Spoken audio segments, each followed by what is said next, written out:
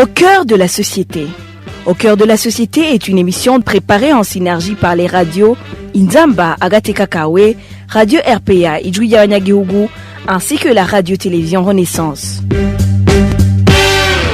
Le mandat de la force de l'EAC a été renouvelé mardi 5 septembre pour 3 prochains mois dans la province du Nord Kivu. Ce renouvellement a été décidé lors du 22e sommet des chefs d'État et gouvernement de l'EAC à Nairobi, au Kenya, et cela en dépit des critiques des autorités congolaises sur l'inefficacité de cette force à mettre fin à l'activisme des rebelles du M23.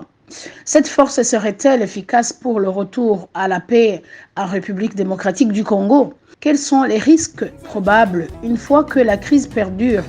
Les réponses à toutes ces questions, c'est dans son mini-magazine Au cœur de la société. À la présentation, vous êtes avec Signé Njimbele. Bienvenue. Cette nouvelle prolongation du mandat de la force de l'EAC pour les 3 prochains mois est due au progrès opérationnel réalisé par cette force, comme l'ont constaté les chefs d'État et de gouvernement qui étaient présents à Nairobi.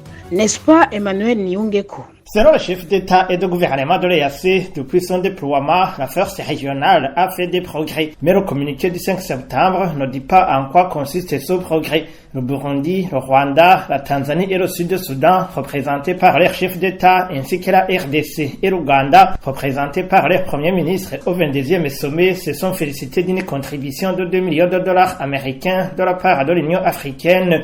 Au cours de ce 22e sommet extraordinaire, les chefs d'État ont décidé de prolonger de 3 mois, du 9 septembre au 8 décembre, le mandat de la force régionale. Lors de sa dernière visite à Kinshasa, Evariste Ndayishimiye, le chef de l'État burundais et président en exercice de l'EAC, avait affirmé que lui et son homologue Félix Tshisekedi se sont convenus que la question de l'usage de la force contre le M23 serait à l'ordre du jour au sommet suivant. Mais jusqu'à présent, rien n'indique que l'option de l'usage de la force contre le mouvement du 23 mars a été évoquée lors des débats de Nairobi. Il faut rappeler que dans ce processus de recherche de la paix et de sécurité dans la région des Grands Lacs en général et en République démocratique du Congo en particulier, les chefs d'État ont également exigé que les groupes armés étrangers basés en RDC déposent les armes et se rapatrient immédiatement dans leur pays d'origine.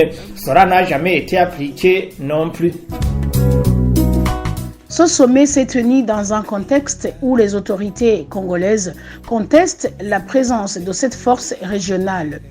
Selon le gouvernement congolais, cette dernière ne sert à rien, allant jusqu'à réclamer son départ. Ces autorités lui reprochent de n'avoir pas délogé le mouvement rebelle M23 de ses positions, estimant qu'elle aurait dû user de la force pour ça.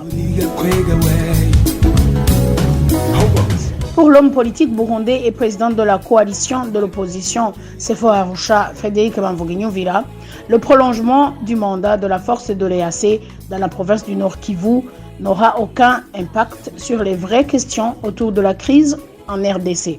L'expérience a montré que ce Congo a bénéficié de l'appui de la force onusienne qui est là depuis plus de 20 ans. Mais aujourd'hui, tout le monde constate que rien n'a changé par rapport à l'insécurité qui prévalait avant la venue de cette force onusienne. Plus tard, je crois vers 2012, il est venu une autre force, la brigade onusienne, qui était composée par les Sud-Africains, les Malawites et les Tanzaniens. Cette force était dirigée par le commandement tanzanien. Ils ont réussi quand même à faire taire les M23. Les M23 qui s'est dispersé vers le Rwanda, vers la région, vers l'Ouganda. Mais voilà qu'après se sont reconstitués. C'est cela qui a justifié l'intervention de l'East African Community vis-à-vis du M23, mais aussi des autres forces qui se proliféraient dans ce pays. Pour moi, étendre cette période de 3 mois, je ne crois pas que ça puisse apporter quelque chose de nouveau, à moins qu'il y ait de nouvelles forces, à moins qu'il y ait une nouvelle méthodologie,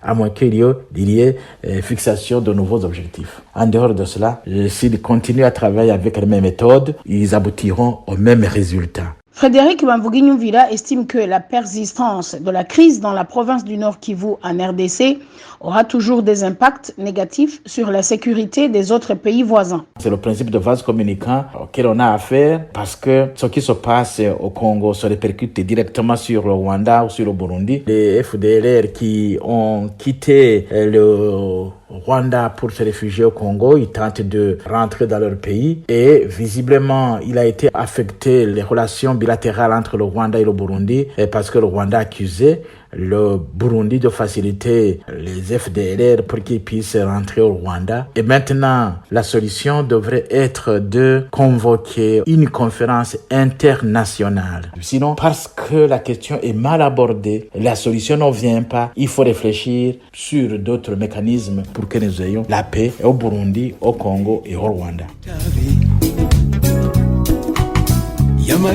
Vous venez d'entendre avec moi que la RDC n'aura pas de paix durable tant qu'il n'y aura pas la coordination des problèmes d'ordre politique, économique, social et historique dont elle est confrontée.